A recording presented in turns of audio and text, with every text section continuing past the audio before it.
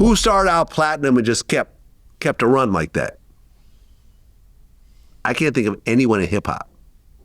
Tribe Called Quest didn't come out strong like that. De La Soul didn't come out strong like that. Rakim didn't come out strong like that. Can't think of anybody at the moment.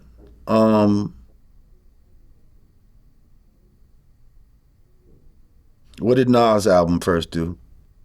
Started a little slow. It went, I think, barely gold. That was the whole thing, was that, but it was bootlegged and there was a little more to it. But, well, okay, hold on. I did a Google search on this. DMX. Eminem. As far as coming out platinum, straight up. Platinum, and then the next album, platinum, and then, you know? Well, some would say Eminem had some Slim Shady stuff before. He had an EP he put out independently. Right. But then again, Biggie also had independent features he was doing. Like, remember the Who's on the Microphone, you know, with Heavy D. He had Dolly My Baby remix with Super Cat. Yeah. Puffy's rapping on that. Right, I know. With a weird raspy voice, like trying to sound like someone I think else. Jesse West was writing his shit at that time. Right. Party and Bullshit, once again, pre-album. Wasn't on the album. See what I'm saying? Right, but it wasn't like a full, you know? Yeah, I would say DMX. DMX, yeah, DMX definitely had a fucking run. DMX had two platinum albums in the same, no, two #1 albums in the same year. Same year. That was crazy. Yeah. Now that was, I remember thinking, God damn, that's crazy. Cause if I'm, you know, honest and real with myself, I would have wanted my group to have a higher output. Like, I feel like we was putting out records like every 2 years or some shit like that. I looked up the discography. At one point, it was like every year, but then it stopped after the third or fourth album. Was it every year?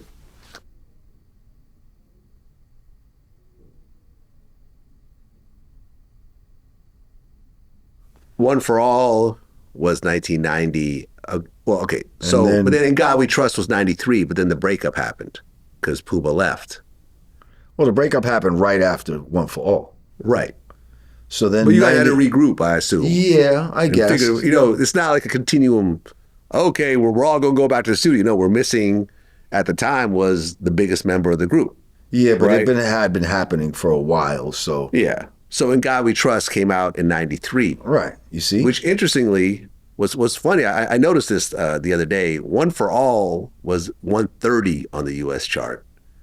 In God We Trust without Puba was number 12, your biggest album ever. Yep, I know. And then a year after that, Everything Is Everything came out in 94. That's what I mean by every year. Ah, okay. Yeah. See, well, maybe that was me trying to put up the input, the output. Yeah. But yeah, I would have liked just to steadily, you know, because you got motherfuckers that got like 10 albums and shit like that. Look at Boosie. He's always dropping albums. Just keep it, you know? Fucking LL, like all kind of people. They got mad albums and shit. But some hit, some don't, yeah, but we whatever. Got like 5 or whatever. But yeah, at the same time, I don't know. I'd rather have less album because I don't like when you put out a album and then it don't hit type of shit. Like, you know what I mean? Like, yeah, but that happens. I put out interviews that don't hit. Yeah. Next day I'll have a new interview. I mean, it's art. I mean, however you want to look at it, you know. Yeah. I'll put it like this: the thing that really this struck me when I heard it, because I was reading Rick Rubin's book, and he said that as an artist, no matter what it is, you have to put out things for yourself because you don't really have control as to how the public will react to it. A lot of times it comes with things that happen outside your control. For example, I forgot who it was with, but I interviewed the promoter that put together the Jacksons reunion tour. It was supposed to be the biggest thing in the world. But what happened the day before the tour started? 9/11. Oh, shit.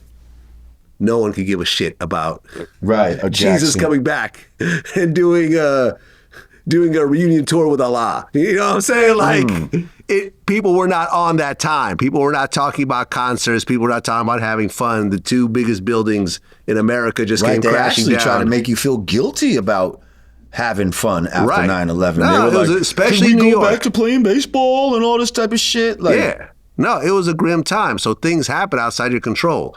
You drop an album the same day as Drake, you're going to have some problems getting those eyeballs, and those ears on that first day. we had an album one year. I forget which one. You probably could look it up. But that same day, Jay-Z dropped, Tribe Called Quest dropped. They called it like some crazy day, like it had a name because so many big artists was dropping on that fucking day, and we were slotted to drop that day too. I think it was the Foundation album that happened on. Yeah, that'll do it. That'll do it. And, but you don't have control over the way that people consume your art. But if you stay true to who you really are, I think it'll find a home. That's how I look at it. Yeah. And I've been putting out content now for like half my life. Well, even more than half my life. Yeah, more than half my life. So I get it.